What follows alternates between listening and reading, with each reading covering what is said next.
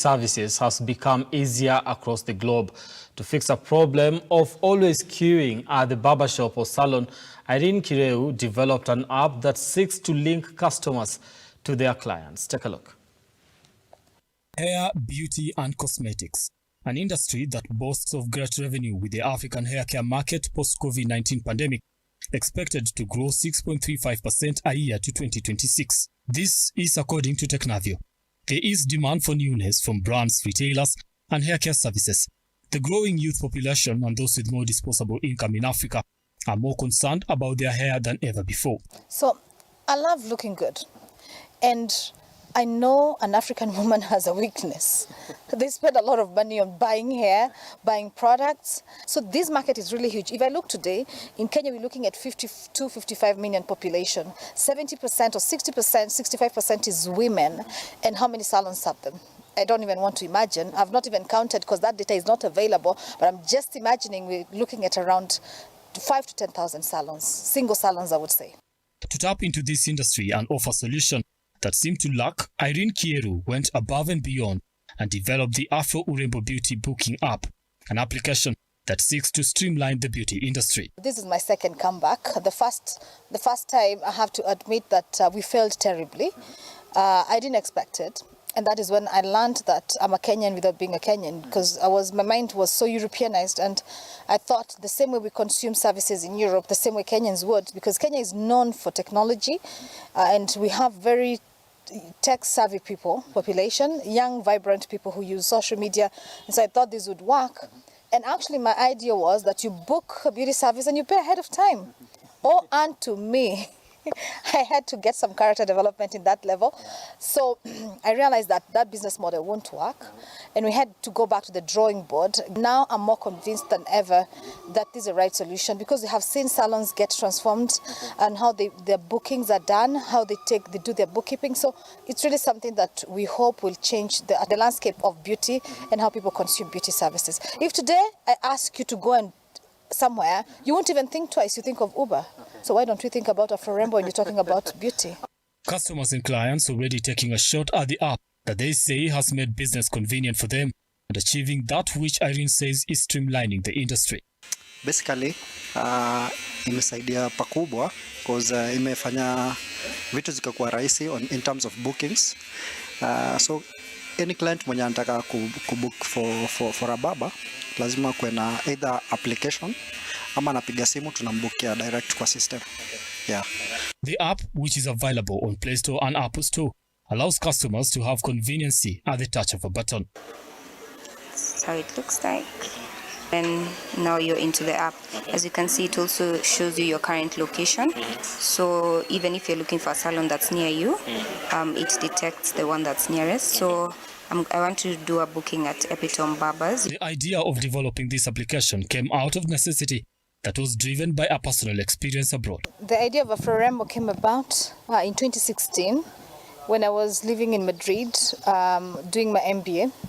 At that instance, the first thing I did, I knew I was going to be stuck in Madrid for 1 year. And the first thing I did when I reached school, I had to look for my fellow Africans, some people who looked like me, and ask them where do they do their hair. And in that instance, I realized we really have a problem. And I was given a name of somebody who used to make my hair, who was very strict on time. And that is when I realized really Africans, we are not well served when it comes to technology and our beauty services. And yet we are very unique in how we consume beauty services. We have different tastes, we have different styles. An African woman, her confidence is in her crown, which is her hair and her makeup and her nails. And so I realized there's a gap, and I wanted to be the person to fill that gap. And that is what I did with Afro-Urembo. Okay. The long queues and using of books to make bookings is something done away with, as this helps not only to manage the bookings, but also have proper management system for the salon. The side of the salon is so different because it's a management system for them, while the clients, it's a booking system for them. Well, the salon sees different things. As I was saying, inside they see their slowest days so that they can capitalize on promoting those services, promoting those slowest days. They talk about what they can do for their slow days. They see the most popular services. They see their weekly reports, right? So that is why it's different for them. And even from their side, they are able to add the services that they do, the time it takes, the amount. Transparency being key for the develop of the app. Salons and barbershops therefore do make it their business to earn the trust of their clients by being open with them. So we have our own tradition, as Africans, we have our own traditional way of consuming beauty services. We negotiate, we bargain. And you find that with this, the prices were not transparent in the past. The era of social media has made it easier that salons now would go and put up their services in social media, in Instagram, and people would ask about their prices. I always get shocked when somebody tells you, I'll slide in your DM. Like, why are you hiding? And so most of the salons now are going transparent and putting the prices of their services. So it's not new anymore. And people actually now they know what they're going for.